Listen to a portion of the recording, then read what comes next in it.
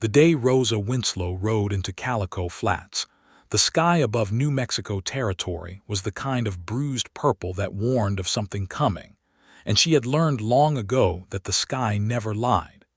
It was the spring of 1882, and Calico Flats was the sort of town that existed at the edge of everything civilized, clinging to the red dust earth like a man gripping a ledge he wasn't sure would hold. There were two saloons, a general store run by a widow named Gertrude Phelps, a livery stable that smelled of old hay and honest labor, and a sheriff's office with iron bars on the window that looked newer than everything else in town. The church had no steeple because a windstorm had taken it the previous October, and nobody had gotten around to replacing it yet, which Rosa thought said everything she needed to know about the spiritual priorities of the place. She had come from Santa Fe, where her father had died of a fever that swept through the lower quarters of the city like a slow and merciless tide. He had left her two things: a small leather satchel containing $43 and a letter of introduction to a man named Harold Beecham, who owned a quarter of the land around Calico Flats and needed someone to tutor his two young sons. Rosa was 26 years old, dark-haired, with eyes the color of strong coffee, and she had a quality about her that made people unsure whether to admire or fear her. She had been educated at a convent school in Santa Fe and had read more books than most men in the territory had ever seen in one place, and she wore this knowledge quietly, the way a person wears a good coat, without making a production of it. She tied her horse, a short and sturdy bay mare named Lucia, to the post outside the general store and went inside to ask about Harold Beecham's ranch. Gertrude Phelps was a woman of approximately 55 with silver hair pinned efficiently and eyes that had seen everything and forgotten very little. She looked Rosa up and down the way experienced women size up other women, cataloging everything in an instant. "You the new schoolmistress?" Gertrude asked, though Rosa had not said a word yet. "Tutor," Rosa said, "for the Beecham boys." Gertrude made a sound that was not quite a laugh. "Well, good luck to you. Harold Beecham is a decent enough man, but those boys are wild as jackrabbits. The last woman he hired lasted 2 weeks.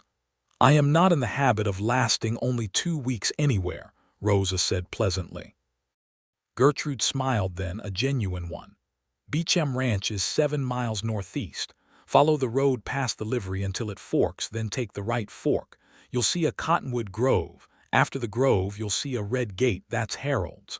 Rosa thanked her and turned to leave. "Miss," Gertrude called, "watch yourself on that road past sundown.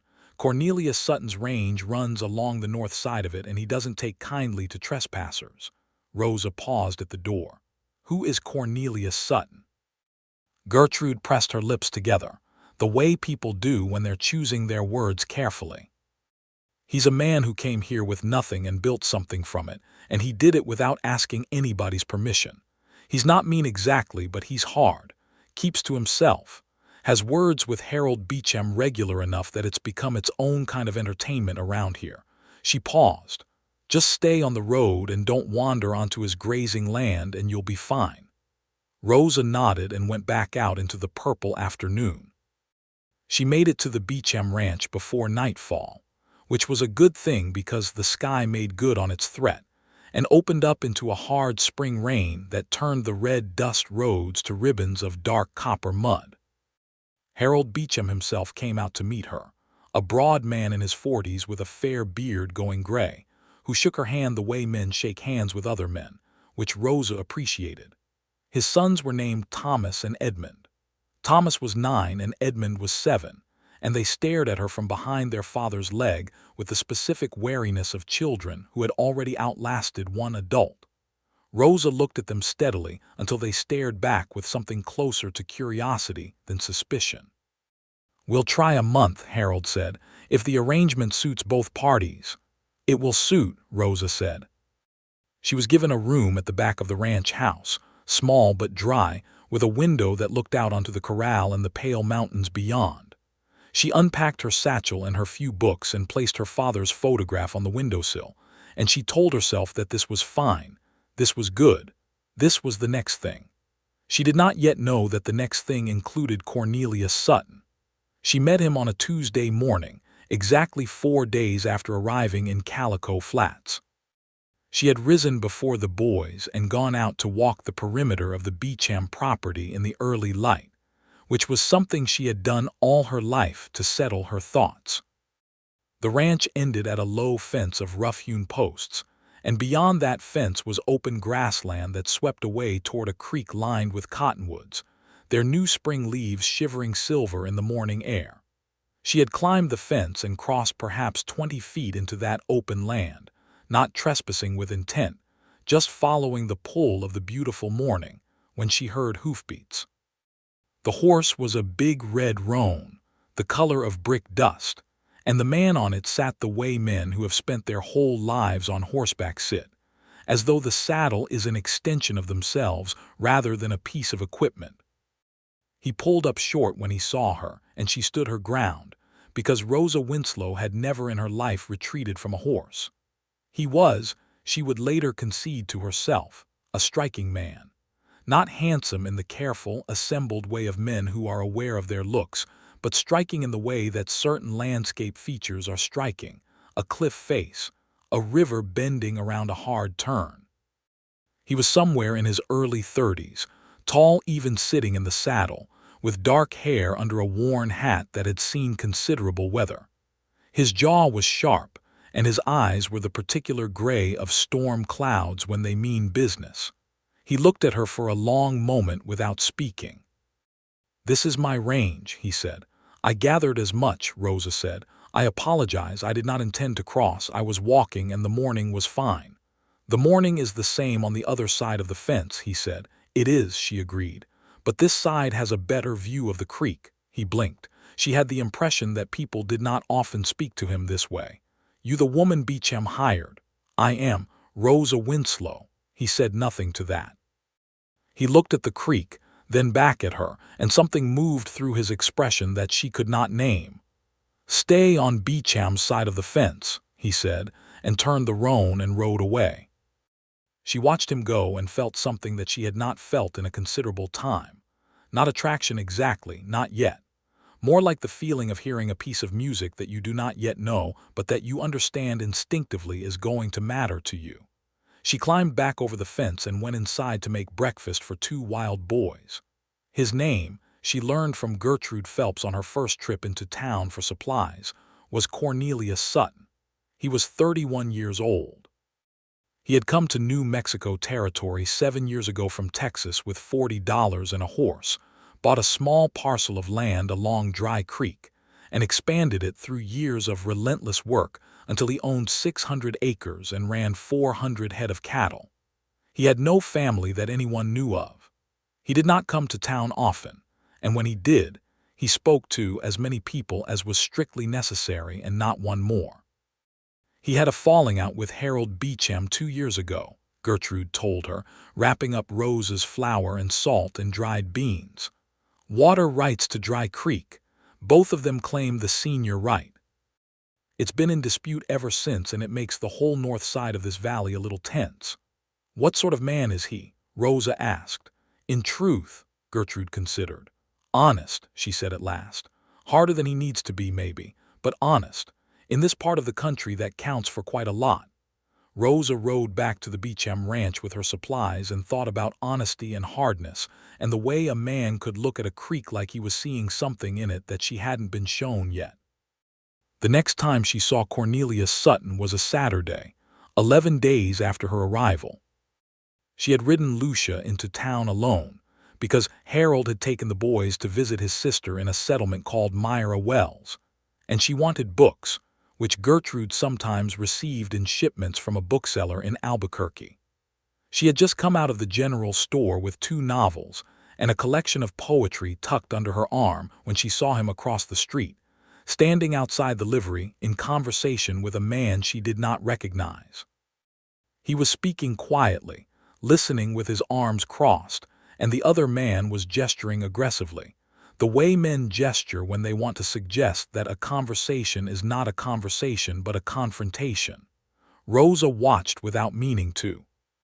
She saw Cornelius say something in a low voice, and whatever he said, the other man stepped back. Not out of fear exactly, but out of a sudden recalibration, the way a person steps back when they realize they have been standing too close to a fire. The other man nodded once and walked away. Cornelius turned and saw Rosa watching him from across the street. She did not look away because she never looked away from things out of embarrassment. He hesitated, then crossed the street toward her. "Miss Winslow," he said. "Mr. Sutton," she said. "I hope you told him something sensible." He looked momentarily surprised. "He was making claims about a horse I sold him, claims without any basis." "And you corrected him?" "I did." "Good," she said simply and began to put her books into her saddlebag. He watched her do this. "What are those?" She looked up. "Books." "I can see that. Which ones?" She showed him. He looked at the titles with the careful attention of a man who is not accustomed to being in the presence of books but who does not wish to appear ignorant. She noticed that he read the titles without any difficulty, which told her something. "You read?" she asked. "I do," he said, and there was something almost defensive in it. "What do you read?" He was quiet for a moment, as though deciding whether to answer. "My father left me a Bible and a copy of Caesar's Gallic Wars," he said. "I have read both enough times to have them memorized. I have a more recent copy of the Santa Fe Gazette and a book about soil management that I borrowed from a man in Albuquerque and never returned." Rosa felt the corner of her mouth lift. "I could lend you one of these when I am finished." He looked at her for a moment. "You don't know me." "I know you are honest," she said. "Gertrude Phelps told me so. In this territory, she assures me, that counts for quite a lot." Something crossed his face. Not a smile, not yet, but the precursor to one, the way light precedes the sun over a ridge. "Good day, Miss Winslow," he said, and walked to his horse and rode away. She watched the dust settle behind him and told Lucia, "He is going to be interesting." Lucia shook her mane and said nothing, being a horse. 3 weeks passed. Rosa settled into the rhythm of the Beecham household. Thomas proved to be a quick-minded boy who was bored rather than disobedient, and once Rosa began giving him problems that actually taxed his mind, he became an excellent student. Edmund was slower but more earnest, and he had a quality of attention that his brother lacked, a willingness to sit with a thing until he understood it completely. Rosa found she loved both of them in the particular way a good teacher loves her students, with pride and exasperation and deep hopefulness about what they would become. Harold Beecham was a fair employer and a decent man, though he carried a grief in him that Rosa recognized. His wife, Clara, had died 2 years prior of a difficult birth, and the baby had not survived either. He kept her portrait in the sitting room and sometimes stood in front of it in the evenings when he thought no one was looking, and Rosa always found something else to look at when she saw him standing there. The water rights dispute was an ongoing tension. Men from both the Beecham and Sutton ranches occasionally encountered each other at the creek and words were exchanged. Harold brought it up at dinner sometimes, his voice tight with frustration. "That man will not negotiate in good faith," he would say, and Rosa would listen without comment, because she had not yet heard Cornelius Sutton's side of the matter. She got his side on a Wednesday morning in early May. She had gone to the creek, staying on the Beecham side of the fence, to sketch the cottonwoods in the small notebook she carried. She was a decent draftsman, not artistic exactly, but precise, and she liked to draw the things around her as a way of paying attention to them. She was sitting on a flat rock at the edge of the water, her boots removed to let her feet dangle in the cold current, when hoofbeats announced Cornelius Sutton coming along the opposite bank. He pulled up when he saw her, and for a moment they regarded each other across the width of the creek, which was perhaps 15 feet. "You are on Beecham's side," he said. "I am aware," she said. "I made a point of it." He dismounted and crouched at the water's edge to check something, a flow marker of some kind, a notched stick planted in the bank that recorded water levels. He looked at it for a long moment, then stood. "The level is lower than it should be this time of year," he said, more to himself than to her. "Is that what the dispute is about?" Rosa asked. "Water levels." He looked across at her. Beecham has been diverting more than his allocation into his north pasture irrigation. It is reducing the flow downstream to my range. My cattle need that water. Have you told him that? I have told him that through the proper territorial offices and through 2 conversations that were as direct as I know how to be. He disputes the measurement. Rosa looked at the stick. What does the marker say? It says the flow is down 14% from this same week 2 years ago. Can the marker be verified? By someone neither of you hired. He looked at her steadily. That is what I have been asking for. Beecham refuses an independent survey. Why would he refuse that? Because he believes the survey would prove my case. Rosa looked at him across the creek. Have you told the territorial office specifically that Beecham is refusing an independent survey, not just disputing the measurement but actively refusing the process? He was quiet for a moment. I had framed it as a measurement dispute, not as a refusal of process. There is a significant difference, Rosa said. A measurement dispute suggests uncertainty. A refusal of independent process suggests someone knows what the result would be. He stood very still for a moment. The creek ran its cold, indifferent way between them. Then he said, "You are a school teacher." "A tutor," she said, "but yes. You think like a lawyer." "I think like a woman who has had to solve her own problems without anyone solving them for her," she said simply. She put her notebook down and studied him. "For what it is worth, I am not taking sides. I work for Harold Beecham and I will continue to do so, but I believe in things being fair." He looked at her for a long moment with those storm-gray eyes. "Why are you telling me this?" "Because it is true," she said. "And I have always found that true things are worth saying even when they are inconvenient." He picked up his reins without another word, mounted, and rode along the opposite bank. But he paused after perhaps 30 yards and looked back at her over his shoulder. She had already returned to her sketching. After a moment, she heard him ride on. 2 weeks later, she heard from Gertrude Phelps that Cornelius Sutton had filed a new petition with the Santa Fe Territorial Land Office, specifically citing the refusal of an independent water survey. The petition was accepted. A surveyor was dispatched. Harold Beecham was furious, in the specific controlled way of a man who is furious about something he knows he cannot argue. He did not blame Rosa. He had no reason to. She had said nothing to him about her conversation at the creek, but she watched him at dinner that evening and felt the weight of the thing, the cost of what is right sitting heavy alongside the doing of it. She did not regret it. June arrived and the desert heat came with it, pressing down on Calico Flats like a hand. The cottonwoods along the creek went a deeper green, and the evening smelled of warm dust and sage. Rosa finished the first of the borrowed novels and left it on the fence post closest to the creek on a Monday morning, with a note tucked inside the cover that said simply, "When you are done with this, I have 2 others." She was not sure why she did it. She told herself it was because she meant what she said about lending it to him. She did not examine the impulse more closely than that. The book was gone by Wednesday. On Thursday evening, coming back from a walk, she found a different book on the same fence post. It was the book about soil management, worn at the spine, with penciled notations in the margins in a hand that was precise and a little cramped, the handwriting of someone who had taught himself to write carefully. Inside the cover in that same hand was a note. "I thought perhaps this would be less interesting to you than Caesar, but the notes in the margins are mine. You said you knew what an honest man looked like. Here is how an honest man thinks." Rosa stood at the fence in the long evening light and read his marginal notes with something spreading warm in her chest. He had written practical observations about his own land alongside the text. He had argued with the author in 3 places, politely but firmly, citing his own experience. He had written at one point in the margin next to a passage about soil drainage, "My father would have known this by instinct. I have had to learn it by failure. Both paths arrive at the same place." She stood there until the sun was nearly gone and Lucia was nuzzling her shoulder impatiently. "Hush," Rosa told her. "I am reading." She wrote him a longer note in return, tucked into the soil management book, and left it on the post the next morning.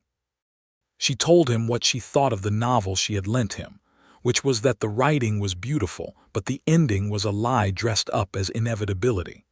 She told him she had read his marginal notes twice, and that she thought both his arguments with the author held up. She told him that her father had been a man who learned by failure, and had considered this a point of pride rather than shame. She told him she thought there was more courage in saying, "I do not know yet," than in pretending certainty you had not earned. She left the book on the post and went inside to teach Edmund the principles of long division, which he was mastering with the same earnest, methodical thoroughness he brought to everything. The correspondence continued through June. Books passed back and forth on the fence post along with notes that grew longer, and on Rosa's part at least, more honest than she had perhaps intended. She found herself telling him things she had not told anyone since her father died. About the convent school and the nuns who had been, variously, brilliant and cruel and occasionally both at once. About the books that had saved her when the world felt too narrow. About her mother, who had left when Rosa was 4 and had become, over the years, less a person in her memory and more a gap in the shape of a person. His notes back were shorter than hers, more precise, but they were unguarded in a way that surprised her. He told her that he had come to New Mexico territory because Texas had become too full of his own history, by which he meant his father's drinking, and the years of trying to hold together a ranch that a man in the grip of whiskey was dismantling one bad decision at a time. He told her that he had arrived at Calico Flats with the specific intention of belonging to no one and nothing but his own work, and that this had seemed like freedom and had functioned, for the most part, like loneliness. He did not dress that up. He just wrote it in his cramped, careful hand, and she held the note in the early morning light outside the Beecham Ranch house and felt something shift in her chest, a door that she had thought was shut opening on a hinge that was, apparently, less rusted than she'd believed. The surveyor arrived from Santa Fe in the first week of July and spent 3 days measuring flow rates along Dry Creek. His name was Mr. Aldous Webb, and he was a neat, serious man who wrote everything in a ledger with a fountain pen and said very little to anyone. Harold Beecham watched the proceedings from a careful distance with an expression Rosa recognized as the look of a man waiting for news he already knew was bad. She was not present for the surveyor's final report, but she heard the outcome from Gertrude, who heard it from the postmaster, who had been standing near enough to the territorial office door when Harold and his foreman were given the results. The survey confirmed that Beecham's North Pasture diversion was reducing downstream flow by 17%, exceeding his lawful allocation under the original water rights agreement. He was ordered to reduce his diversion by 2/3 within 60 days. Harold Beecham was unhappy about this. Rosa knew he was unhappy because he was quieter than usual at dinner for 3 consecutive evenings, and the boys, who were sensitive to their father's moods in the particular way of children who had lost a mother and could not afford to lose anything else, were correspondingly subdued. On the 4th evening, Harold looked up from his plate and said, "The survey went in Sutton's favor." "I heard," Rosa said. "I should have done the survey myself 2 years ago," he said. "I should have known what the numbers were. A man ought to know his own numbers." Rosa looked at him steadily. "Yes," she said, "he should." Harold was quiet for a moment. Then he said, "Sutton is not an unreasonable man. I have made him unreasonable by refusing to look at what was true." He said this with the air of someone who has been thinking a thing for several days and has finally arrived at saying it out loud. "That seems right to me," Rosa said. "I'm going to ride over there and talk to him properly," Harold said. "No lawyers, no petitions, just talk." He looked at her. "Do you think he'll listen?" "I think he values honesty more than most things," Rosa said carefully. "If you go honestly, I think he will listen." Harold rode to the Sutton Ranch the following Saturday. He was gone for the better part of the afternoon. When he came back, his expression was complicated but lighter, the way a person looks after they have set down something heavy they'd been carrying for longer than was reasonable. "We've come to an arrangement," he told Rosa. "He gets his allocation. I adjust the diversion. We share maintenance on the upper section of the creek bank." He paused. "He's a fair man, hard to talk to, but fair." Rosa kept her expression neutral. "I'm glad," she said. She left a note on the fence post that afternoon. "I heard the dispute has been resolved. I am glad for it. For what it is worth, I always thought you were right." His reply was waiting the next morning. "I know you do. You told me back in May, and I did what I should have done 2 years earlier. I have been trying to think of a proper way to thank you. I have not come up with one yet. I suppose I will keep thinking." Rosa smiled at the note and did not tell anyone. July burned. The desert was merciless in its beauty, all scorched copper and wide white sky, and Rosa taught the boys through the mornings and spent the afternoons on small freedoms, her walks, her sketching, her fence-post correspondence with a man who had not yet said one word to her that was not completely, unambiguously true. She saw him in town in the second week of July at the general store, and this time he held the door open for her and followed her inside, and they stood at Gertrude's counter side by side while she wrapped flour and coffee and a length of blue calico, and the conversation they had was practical and ordinary, and the most charged thing Rosa had experienced in some years. He asked about the boys. She told him Thomas had just correctly solved a problem in geometry and had been so surprised by his own success that he'd stared at the paper for a full minute before shouting loud enough to alarm the chickens. Cornelius laughed at that, a short, genuine sound, as though it escaped him before he could decide whether to allow it. Rosa turned to look at him when he laughed, and he looked back at her, and Gertrude Phelps behind the counter was very carefully examining the weave of the calico as if it contained the secrets of the universe. He carried her supplies out to her horse for her. She thanked him. He stood holding Lucia's bridle for a moment, and Rosa mounted, and they were at eye level with each other and approximately 3 feet apart, and neither of them said anything for a moment that stretched like pulled taffy. "I'll have the novel back to you by Thursday," he said. "Take your time," she said. "It keeps." She rode out of town and did not let herself look back. She very much wanted to look back. She looked back. He was still standing where she'd left him, watching her ride away, and when she turned he did not look away or pretend he had not been watching. He just looked at her steadily, and she turned back to the road, and the afternoon felt like the moment before a thunderstorm when the air goes perfectly still. It was Gertrude Phelps who told her, in the 3rd week of July, that Cornelius Sutton had asked about her. "Asked what?" Rosa said. "Asked whether you were planning to stay on after your month of trial," Gertrude said, with the specific air of a woman who is delivering information while simultaneously pretending to be neutral. "I told him your arrangement with Harold had been extended indefinitely since the boys were thriving. He just nodded and bought his coffee and left." She paused. "But he asked, which for Cornelius Sutton is equivalent to most men writing a love letter." Rosa felt warmth climb up her neck. "He was probably just curious." "Of course he was," Gertrude said, with absolutely no conviction. She left his next book with a longer note than usual, telling him about a memory she had of her father taking her to see the Rio Grande for the first time when she was 7 years old, and how it had looked wider than anything she had imagined water could be, and how her father had said that every river starts as rain on some mountain nobody has named yet, and how she had thought about that sentence more times than she could count in the years since.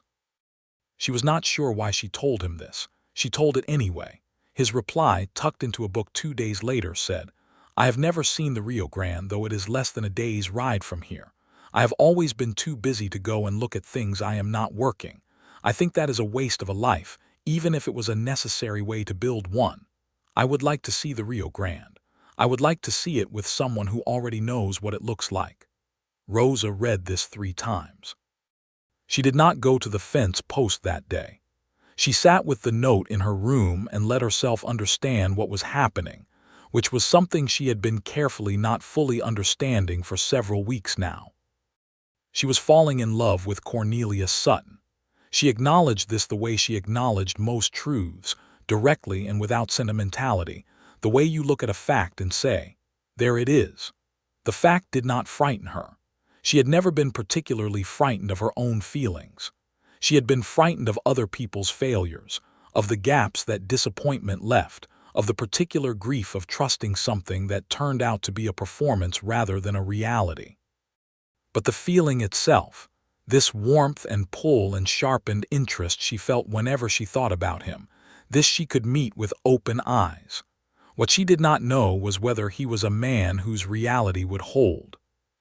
She found out at the beginning of August.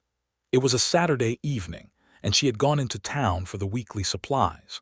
On her way back, leading Lucia because one of the horse's shoes had worked loose on the road, she heard raised voices near the livery. She turned toward the sound and saw Cornelius Sutton involved in a serious disagreement with two men she did not recognize. The men were large, hired-looking, and they had the manner of men who had been sent to deliver a message with their bodies rather than their words. She stopped. She watched. Cornelius was not backing down and he was not escalating.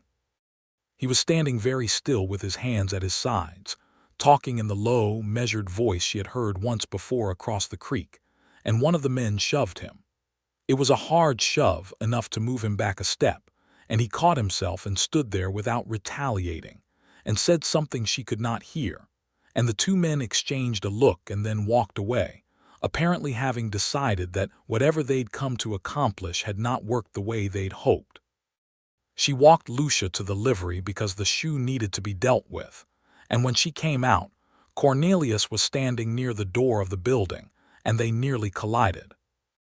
He looked at her and she looked at him, and she could see that his jaw was tight and something angry and controlled was moving behind his eyes.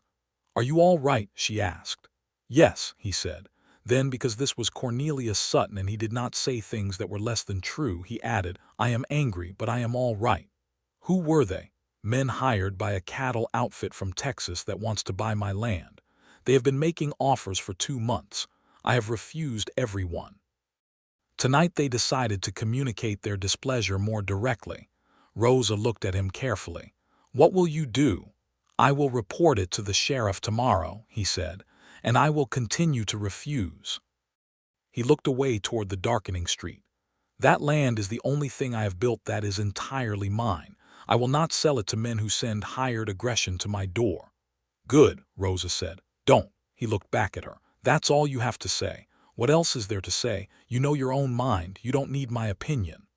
"I would like your opinion," he said, and the directness of it landed like a stone dropped into still water.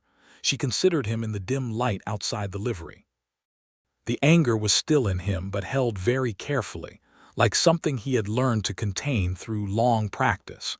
She thought about the marginal notes in the soil management book, about the letter that said he had confused freedom with loneliness, about a man who had taught himself everything he needed to know through failure and work, and the specific endurance of solitude. "My opinion," she said, "is that you are exactly the sort of man who should keep what he has built, because you built it without taking anything that wasn't yours, and without asking anyone to carry a weight you weren't carrying yourself.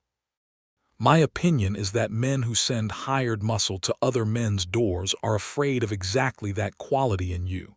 She paused. "That is my opinion." He was very quiet.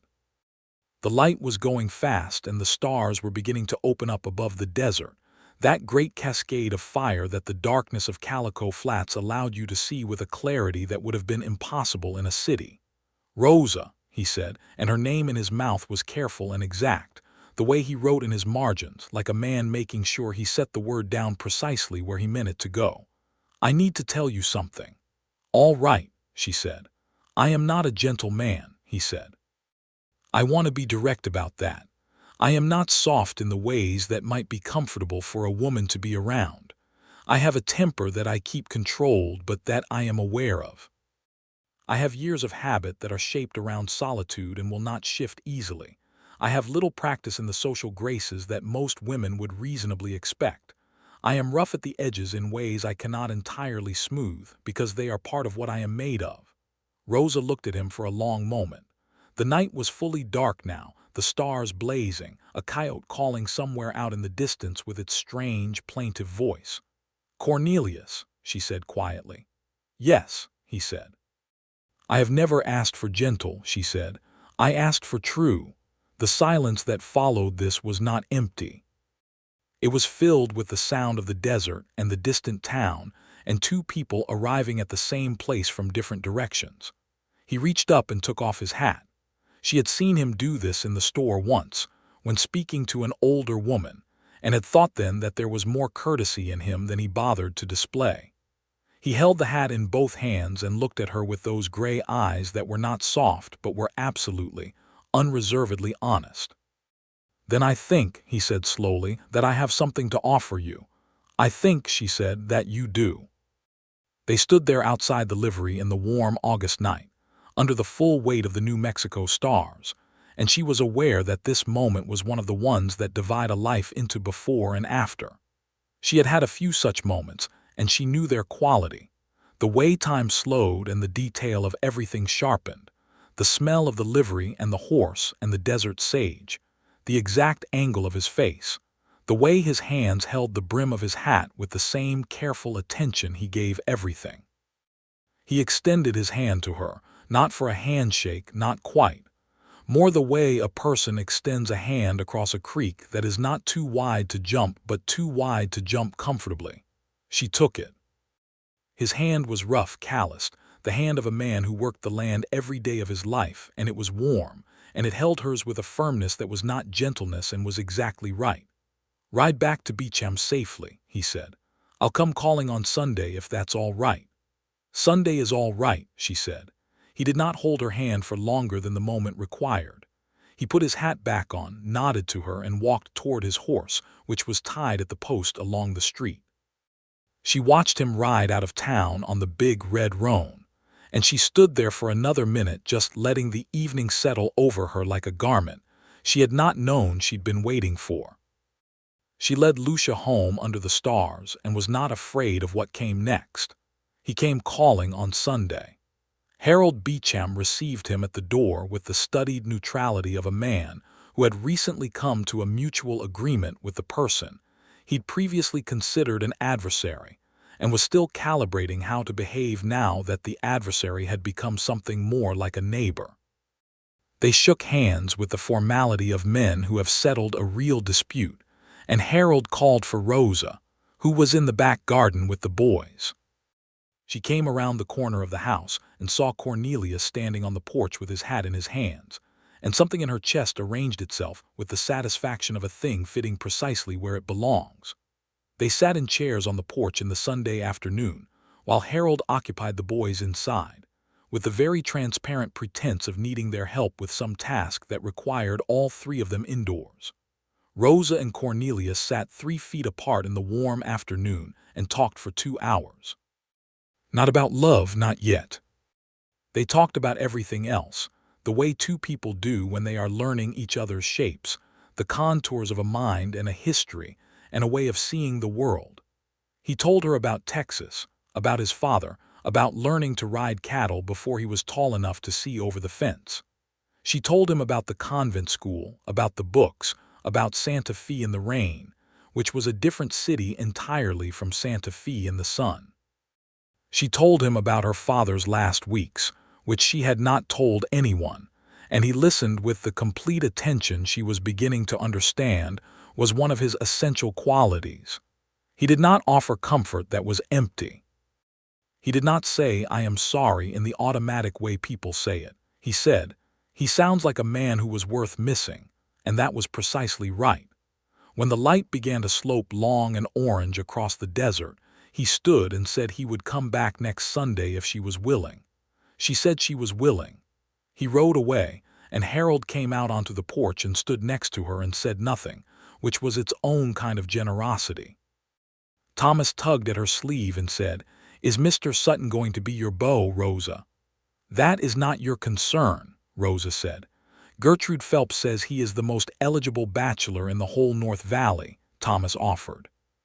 "Gertrude Phelps," Rosa said, "should occasionally mind her own affairs. She also says you're the prettiest woman to come through Calico Flats since 1879, Thomas said, and that Mr. Sutton would be a fool not to notice. Harold coughed, which sounded very much like suppressed laughter. Inside, Rosa said, pointing, and do your arithmetic.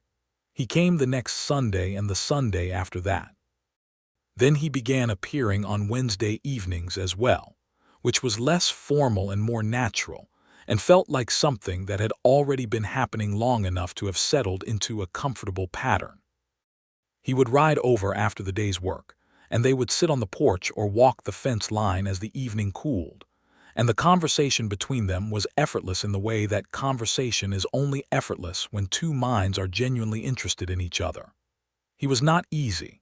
He had edges that caught, moments when the controlled anger she had seen at the livery moved close to the surface, when she said something he disagreed with, and his jaw tightened, and he was silent for a moment before responding. But he always responded. He never walked away from a hard conversation, never chose comfort over honesty, never said anything that was designed to manage her feelings rather than tell her the truth. These were not small things. Rosa had been in the company of men who could not do any of them, and she understood their value precisely because she had known their absence. One evening in September, walking the fence line in the first cool of autumn, she told him about the man she had almost married in Santa Fe.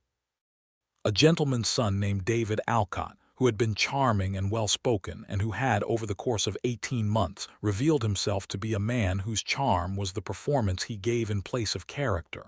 She told this plainly, without self-pity. She said that she had ended the engagement and her father had supported the decision, and that was that. Cornelius was quiet for a moment. Then he said, "What was the thing that decided it? The one thing that made it certain?" "He told me he loved me in a voice that I recognized he was also using to convince himself," she said. "Not a lie exactly, more a hope dressed as a fact, a wish presented as a certainty. I thought, I do not want someone practicing love at me. I want someone who is actually in it." He stopped walking. She stopped beside him. The desert was going gold and purple in the long autumn dusk, and a hawk was hunting somewhere above the ridge, its wings tilting in the cold updraft. "I have never been in love before," he said. "I want to tell you that plainly so you know where you're starting from with me." "I know," she said. "But I am in it now," he said. "I don't know all the contours of it yet, but I am in it." She looked at him in the fading light. His face was not soft. It was a face made by difficulty and weather and years of solitude, and it was looking at her with a directness that took her breath in the same way a sudden cold wind does. Not unpleasant, clarifying. "So am I," she said. He reached out and tucked a strand of hair behind her ear, and his hand was rough against her face and completely gentle in the only way she had meant when she said the word gentle, with intention, with care, with the full weight of a person paying attention to another person. Then he dropped his hand and they stood there in the dusk, and the hawk cried once overhead and sailed away into the dark blue of the coming night. "I would like to court you properly," he said. "If you're willing." "I am willing," she said. "I have been willing for some time." "I know," he said, and the corner of his mouth lifted. "I was making sure." She laughed, a real one, and he looked at her when she laughed with the expression of a man encountering something he had not known he was missing until just this moment. The courting was conducted with a formality that suited the time and the place, and also, she understood, suited Cornelius. He brought her things on his Sunday visits. Not flowers, because flowers were impractical, and he was not a man who did impractical things without reason. He brought her a piece of rose quartz he had found along the creek bank, smooth and pink, because it had reminded him of something she'd written about the Santa Fe evenings and their particular light. He brought her a book from Albuquerque that he had specifically ridden to get because the bookseller there had told him it was about a woman who had built a life with her own hands and her own mind, and he had thought she would want it. He brought her a small jar of honey from his own hives because he kept bees which she had not known. "You keep bees," she said, holding the jar up to the afternoon light. "I do," he said, "since my second year here." There is something in the order of a hive that appeals to me. Everything has a function, everything works. Sounds lonely for the drones, she said. The drones have their purpose, he said, and then they are relieved of the cold. That is a very efficient way to look at it. I am an efficient man. You are also, she said, setting the honey down and looking at him, a man who keeps bees and sends books on fence posts and brings rose quartz from creeks. I want you to know that I see all of that, and it does not look like efficiency to me. It looks like a great deal of feeling expressed in practical forms. He was quiet for a moment. Then, yes, that's probably accurate. She reached out and put her hand on his arm, just briefly, and felt the warmth of him through his shirt sleeve. And he looked down at her hand and then up at her face, and the conversation they did not have with words was entirely legible to both of them. October arrived, and with it came the first hard frost that silvered the desert mornings and made the cottonwoods along the creek go gold. The days were shorter and the evenings came faster, and the quality of the light was different, thinner and more precious, the way things get when they are coming to an end of one season and not yet in the next. Rosa had been in Calico Flats for 6 months. She had built a life here in the particular way that is not grand or dramatic, just the daily accumulation of place and person, and work into something that has weight and warmth. Thomas could now do geometry and the beginnings of algebra, and had developed an interest in maps that Rosa was actively encouraging. Edmund had become a fluid reader and was working through a natural history book with the dedication of a scholar twice his age. Harold Beecham had gotten some of his lightness back, the way grief recedes not by leaving but by making room, and she had Cornelius. The fact of him in her life was something she still sometimes paused to examine, the way you pause to look at something beautiful and solid, just to confirm it is real. In the second week of October, he came on a Wednesday evening and asked her to ride out with him the following Sunday, not to the porch or the fence line but properly out, to show her something. She agreed. They rode on Sunday into the high desert east of Calico Flats, where the land lifted toward a low plateau, and the view opened up into a vast blue distance that made Rosa feel the particular smallness that is not frightening but liberating.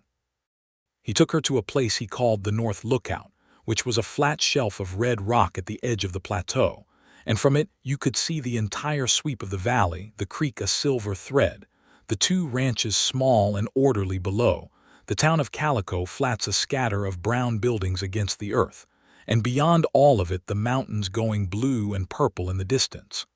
I come here sometimes, he said, when I need to remember what I'm working for. She stood on the edge of the rock and looked out over everything. The wind was cold and the sky above was the deep, saturated blue of October at altitude, and she felt the full beauty of the place she had come to, this harsh and honest country that did not pretend to be other than what it was. It is extraordinary, she said. Yes, he said. He was not looking at the view. He was looking at her. She turned and found his gaze and held it. I want to ask you something, he said, and I want to be clear that the answer is not a certainty I am presenting you with. It is a question. I need you to know that. Ask it, she said. I would like to marry you, he said. If that is something you would consider, I am not asking you to decide now. I am asking you to consider it. The wind moved the loose ends of her hair. The hawk's shadow passed over the red rock between them. She had thought about this, in the way she thought about most things, directly and without avoiding the difficult parts. She had thought about what it would mean to marry a man like this, a man who was built for endurance rather than ease, who communicated in actions and silences more than words, who had built himself a life shaped around solitude and would have to actively reshape it. She had thought about what it would mean for him to marry a woman like her, educated and opinionated and unafraid of disagreement, who thought out loud and needed the world of the mind as much as the world of the body. She had thought about it and the conclusion had been clear. I have considered it, she said. I have been considering it since August. And he said, yes, she said. He exhaled, a long, careful breath as though he had been holding it since August as well.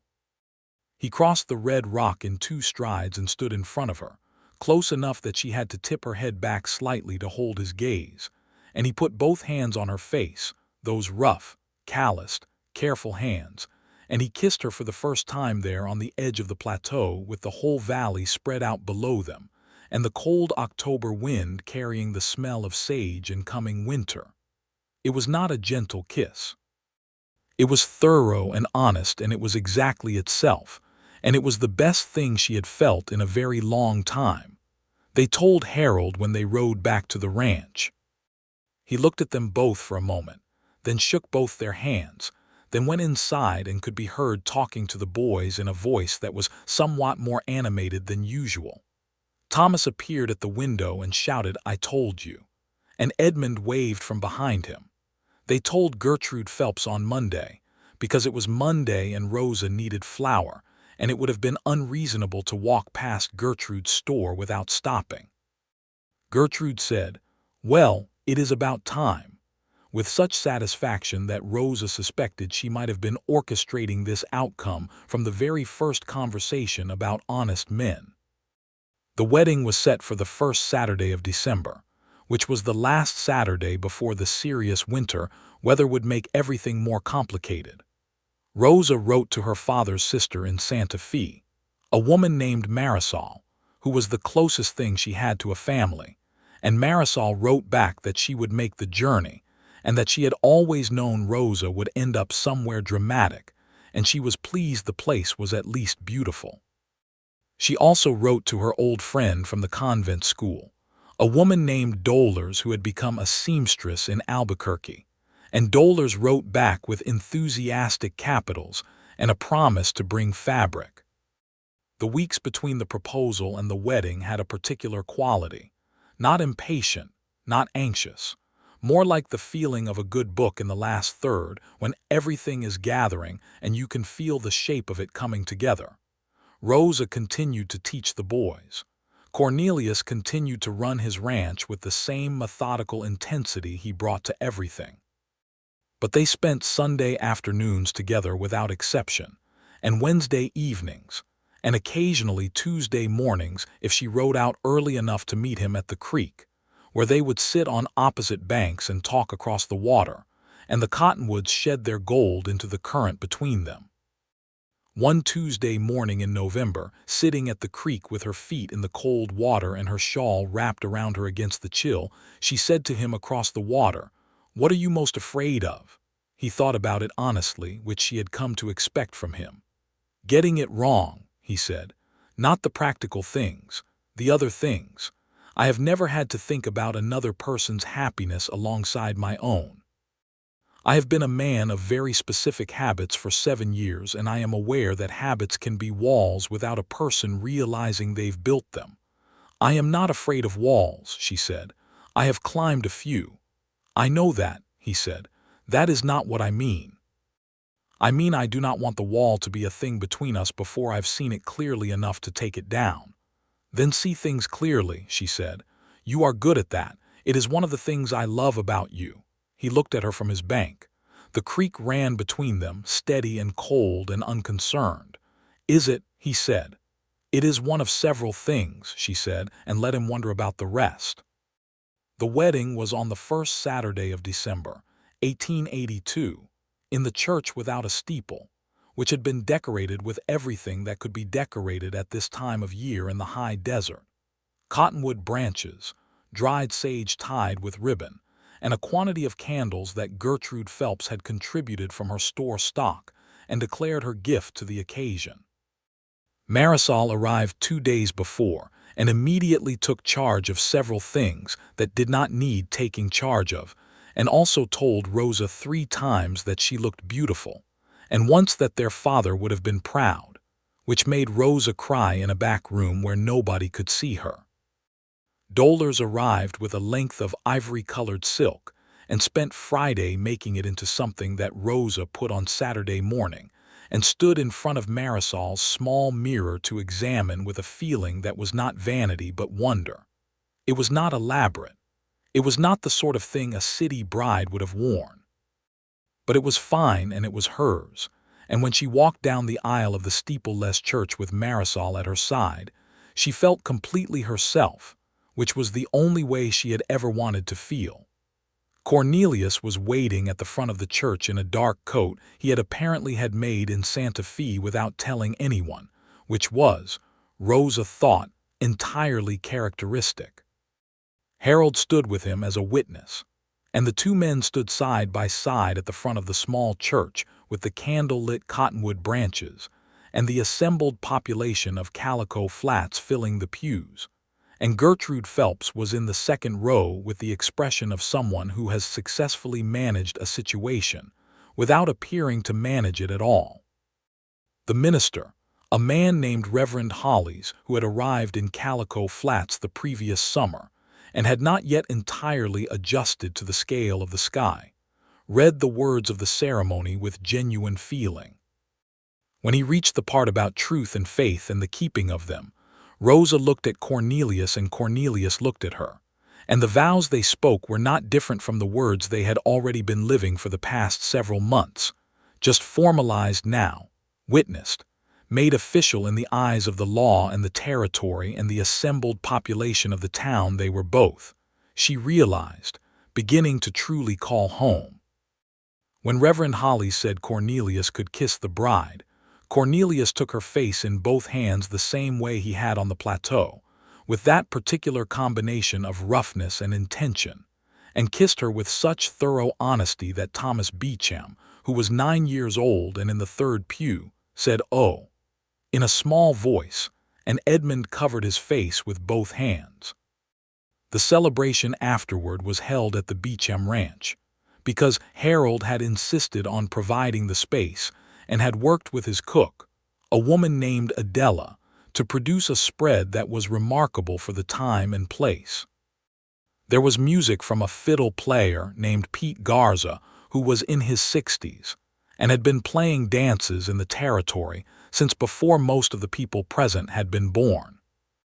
There was dancing on the packed earth of the yard under strings of lanterns, and the night was cold but the dancing was warm, and Rosa danced with Thomas and Edmund and Harold and Gertrude's husband, who was a large, gentle man named Bernard who danced with the concentration of someone diffusing something fragile, and finally with Cornelius, who danced the way he did everything, carefully and thoroughly and with his full attention on her. "You can dance," she said. "My mother taught me," he said. Before she died. He had not talked much about his mother. She let the information settle without pressing it, which was the right thing to do, and he held her a little closer, which told her he'd noticed she hadn't pressed. They went home to the Sutton Ranch that night, which was now also Rosa's home. She had moved her things over the previous week, which had taken less time than she expected because she had never owned very many things. Her books were on a shelf he had built along the wall of the main room, fitted between his own books and the soil management volume, and the annotated Bible from his father. She had put her father's photograph on the mantelpiece, and he had put it exactly where she placed it and had not moved it. The ranch house was not large. It was solid and practical and organized with the same logic that everything Cornelius owned was organized. But it was also, she saw now in the lamplight with the fire going, and the cold desert night pressing at the windows, a house that had been waiting for warmth. Not the warmth of heat, there was enough of that, but the warmth of being inhabited by more than one person. She stood in the middle of the main room in her wedding dress and looked around at it and felt something so simply and completely right that she did not have a word for it except home. "What are you thinking?" he asked from the doorway. "I'm thinking this is mine," she said. "All of it." "Yes," he said. "It is." Spring came. New Mexico territory did not ease gently into spring but came into it hard and fast, the way it came into everything, with dramatic urgency and no sentiment. The creek ran high and cold with snowmelt, and the desert bloomed in the particular extravagant way it bloomed once a year. All the color it suppressed for 11 months released at once into an explosion of wildflower and sage blossom that made the landscape look briefly like somewhere that had nothing to do with difficulty. Rosa taught Thomas and Edmund through the mornings and spent the afternoons as she chose, which sometimes meant helping Cornelius with the ranch work in practical ways. She was a capable horsewoman and useful in ways that Cornelius at first tried to redirect her from out of some instinct about what women should be doing with their afternoons, and which she redirected back at him with such a precise and cheerful firmness that he abandoned the instinct entirely within a week, and thereafter consulted her as he would any capable partner. This was the adjustment she had anticipated, the habits of solitude meeting the presence of another person and having to renegotiate. He was honest about it when it was difficult, which was what she had asked for and what he had promised. "I do not know how to want someone in the next room," he said one evening, not as a complaint but as an observation about himself, the way he made observations about the soil or the cattle. "I have been alone long enough that I have forgotten what it costs." "What does it cost?" she asked. "Nothing I do not want to pay," he said. "That's the thing. I expected it to feel like loss and it feels like finding. I'm not sure what to do with that." "You do not have to do anything with it," she said. "You just have to let it be true." He looked at her in the firelight. "You are the wisest person I know," he said. "And you are married to a man who did not know that wisdom was something a person could carry around in them like a compass. I want you to know that I understand what I have." She reached across the table and put her hand over his. "So do I," she said. By summer Rosa knew she was with child. She told Cornelius on a morning when the desert was already bright and hot at 7 o'clock, standing in the doorway of the ranch house with the light full on her face. She had been considering how to tell him, and had decided that she would tell him the way she told him everything, directly and without ceremony. "I am going to have a baby," she said. He was at the table drinking his coffee, and he set the cup down with great care and looked at her with an expression she had not seen on his face before, a kind of complete unguardedness, as though the fact of it had bypassed every habit of containment he'd ever developed. "When?" he said. "January, I think," she said. "I'll need Marisol to come, or someone from town who has some knowledge of it." He stood up from the table and crossed to her and stood in front of her and looked at her face for a moment, and then he put his arms around her carefully, with that thoroughness that was his way of being gentle. "Are you well?" he said. "I am very well," she said, against his chest. "I am better than well." "All right," he said. "Then so am I." He wrote the letter to Marisol himself, which Rosa did not ask him to do. She found it on the table, sealed and ready for the mail, and she opened it and read it with his knowledge, and it said, "Your niece is carrying my child. We would be grateful for your presence when her time comes. I have built a room on the south side of the house where you can be comfortable. Please come as early as you are able. She says she is very well." "I believe her, but I would be easier if you were here." Rosa refolded the letter and put it back in its envelope and did not say anything about it, because there was nothing to say except that she loved him, which she had already told him, and intended to go on telling him. Marisol came in November and occupied the new room on the south side of the house, which Cornelius had built with his own hands over 3 weekends in September and October, and which was not large but was properly made, with a window that looked out toward the mountains. Marisol was a woman of 51 who had opinions about everything and who had decided, within the first 48 hours of meeting Cornelius, that he was exactly the right person for Rosa, a determination she communicated to Rosa privately and with great satisfaction. "He is honest," Marisol said.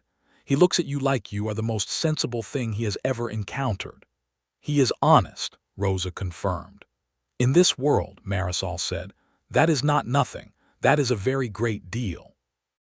The baby came on the 14th of January, 1884, in the middle of a hard frost that put ice on the inside of every window in the ranch house and turned the desert to something silver and still. He was a boy, 7 pounds and loud from the first breath, with dark hair and gray eyes that Rosa looked at and thought, "There you both are, the two of you at once." They named him James Henry Sutton, James for no specific reason except that it was a good solid name that suited him, and Henry for Rosa's father. Cornelius held his son for the first time sitting in the chair by the fire, while Rosa rested, and Marisol organized the room with the brisk efficiency of a woman who has been waiting for something to organize. He held the baby with the same carefulness he brought to things he valued, and he looked at the face of his son with an expression that Rosa, watching from the bed, recognized as the expression she had first seen when she had told him about the baby in the summer doorway. That complete unguardedness. The look of a man encountering something that has walked past every defense he ever built. "He is real," Cornelius said. "He is very real," Rosa said. "He has been making himself known for several months." "He is small," he said. "He will not stay that way," she said. He looked up from the baby at her, and the fire was warm behind him, and the frost was silver at the windows, and everything outside was cold and still, and everything inside was warm and alive. "Thank you," he said, and the sincerity of it was complete. "I did not do it alone," she said. "No," he said. "We have not done anything alone since last December." "And will not," she said. "No," he said, "and will not." James Henry Sutton turned out to be a child very much like both his parents. Opinionated, precise, and possessed of a quality of attention that made adults around him feel that they were being gently assessed. He was 3 months old when Rosa first took him to meet Thomas and Edmund Beecham, who received him with the gravity of boys accepting a responsibility. Thomas said he was smaller than expected, and Edmund said he had a good face, and Harold looked at the baby with the expression of a man who is reminded of something happy and something sad at the same time, and Rosa saw this and put her hand briefly on Harold's arm as she passed him, and he nodded. The boys grew. James grew. The ranch grew steadily, the way things grow when tended with consistency and intelligence. Rosa continued to teach Thomas and Edmund until Thomas was 14 and ready for the school in Santa Fe, where Harold sent him with mixed emotion and considerable pride. Edmund was 12, and still teaching himself things from the natural history books Rosa had introduced him to, and he had developed a particular interest in the geology of the surrounding territory that Cornelius had encouraged by bringing him specimens from the creek and the plateau. Rosa began teaching other children as well. This was not planned so much as it evolved, in the way natural things evolve. The word getting out that the woman at the Sutton Ranch had a formidable education and was willing to share it, and 3 families from the surrounding area began sending their children to her 2 mornings a week. Calico Flats was growing slowly, the way small western towns grew in the 1880s, with new families arriving and a tentative kind of permanence beginning to settle over what had been, a few years before, a purely provisional place. The church got its steeple back in the spring of 1885, a project that Cornelius contributed wood and labor to without being asked, which was the way he did most good things, quietly and without requiring acknowledgement. Rosa watched the steeple go up from the ridge road one Sunday morning and felt a deep satisfaction that had to do with the nature of permanence and the small but real ways a place becomes a place. She was carrying their second child by then, though she had not told Cornelius yet, waiting for the right moment, which arrived on a Wednesday evening when they were walking the fence line at the edge of the ranch as the sun went down over the plateau. "There is something I want to tell you," she said. "Tell it," he said in the voice that was simply open, attentive. "We are going to have another baby," she said. He was quiet for a moment, and she heard in his silence the same full quality she had heard the first time, the pause of a man absorbing something that has arrived in all its weight. "When?" he said. "October," she said. He stopped walking and turned to her, and the light was long and orange across his face, and the edge of something that was close to a smile was at the corner of his mouth. "Is that why you have been impossible to keep up with this week?" he said. "Your energy has been extraordinary."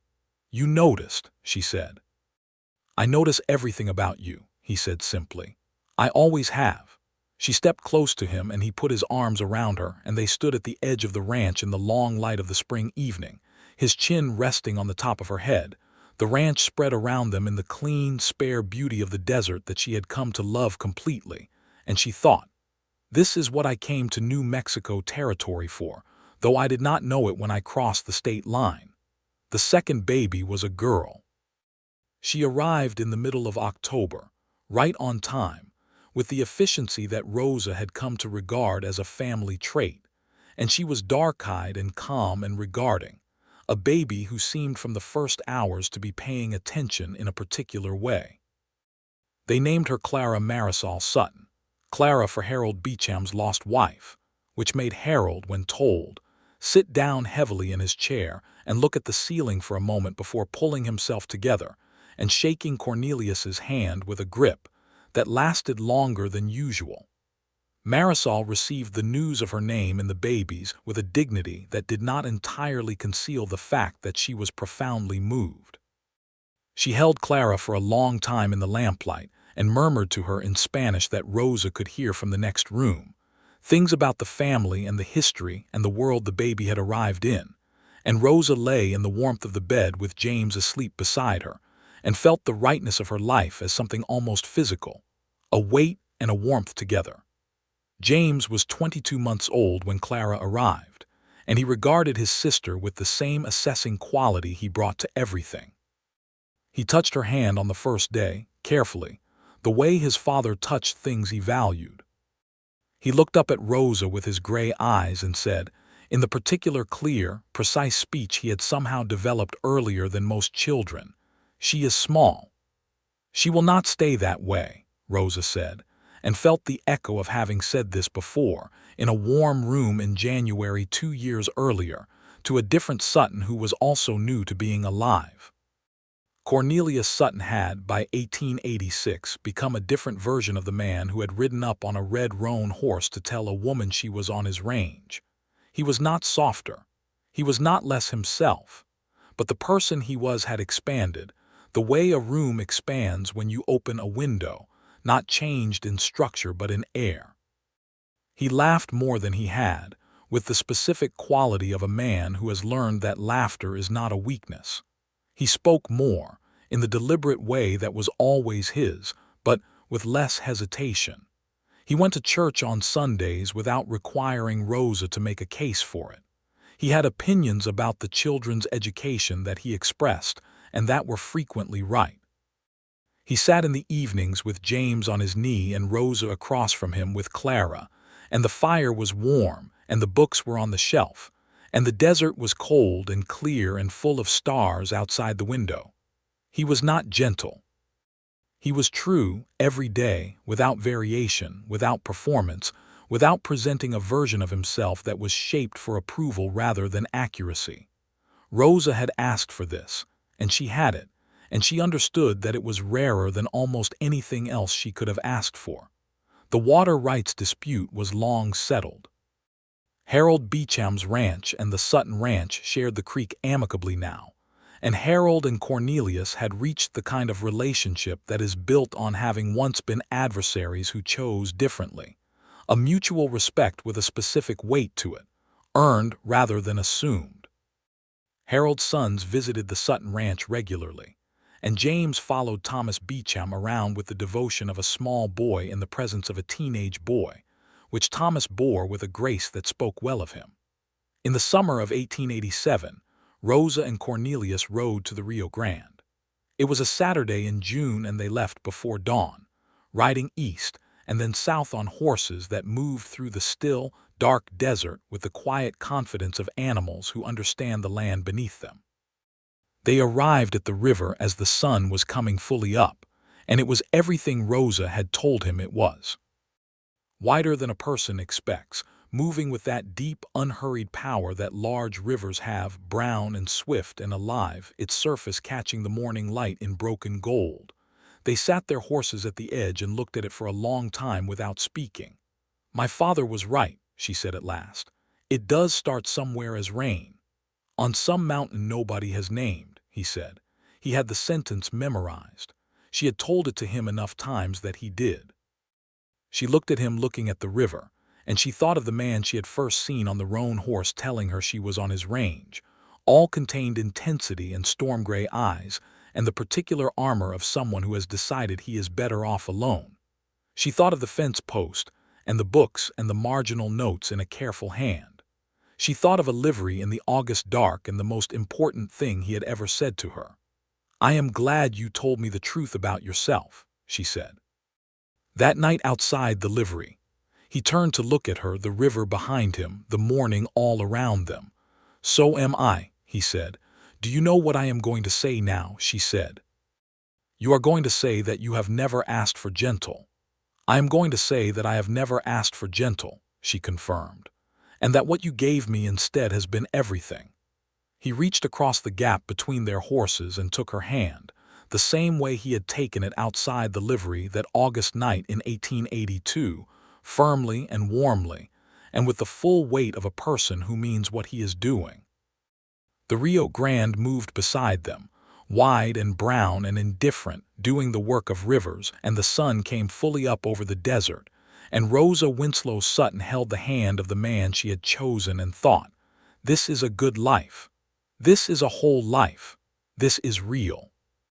They rode home in the afternoon, through the heat and the sage, talking easily the way they always talked, about the children and the ranch and what Thomas Beecham had written in his last letter from Santa Fe about his studies, and whether Edmund's growing collection of geological specimens required a separate shelf, and whether James's unusual verbal precision was something he would carry into adulthood or something he would grow out of, and whether Clara's eyes would stay dark or shift. And 100 small and ordinary and irreplaceable things that are the actual fabric of a life lived alongside another person. They arrived back at the ranch as the sun was going long and orange. Marisol was in the garden with Clara on her hip, and James was chasing a cat around the fence post with the focused intensity of a child who has committed to a task. Cornelius dismounted first and lifted Rosa down from Lucia before she could do it herself, and she let him, because he liked to do it and she liked to let him, and these small, ordinary negotiations were their own kind of language. He held her a moment before putting her down, just a moment, with his hands around her waist and the sun at his back. "Good day," he said. "Good day," she said. James abandoned the cat and ran toward them. "You went to the river," he said. He knew because they had told him they were going. He remembered everything he was told, which was a quality Rosa recognized as coming from both of his parents. "We did," Rosa said. "Is it wide?" he asked. "Very," Rosa said. "How wide?" he demanded. "Wider than you can imagine," she said. "But we'll take you when you're a little bigger and you can see for yourself." "And Clara," he said. "And Clara," Rosa confirmed. "And Papa," he said, looking up at Cornelius. "And me," Cornelius said, and lifted the boy up onto his hip in a single, easy motion. James put his hand on his father's face with the considering, gentle pressure of a small child touching something that matters. "Your face is prickly," James announced. "It is," Cornelius agreed. "Rosa's face is not prickly," James said. "That is generally true of your mother, yes." "I like both faces," James said, with the magnanimous certainty of someone who has considered the question and arrived at a final answer. Rosa laughed, and Cornelius looked at her when she laughed, and the evening settled over the ranch in its warm, desert way, light going amber and then rose, and then the first stars appearing one by one above the plateau. And Marisol brought Clara over, and the family stood together in the yard as the night came on. And the ranch house behind them was warm with light from the windows, and the creek was audible in the distance, running clearly now because the water ran as it should. And there were no walls between any of them that had not already been examined and taken down.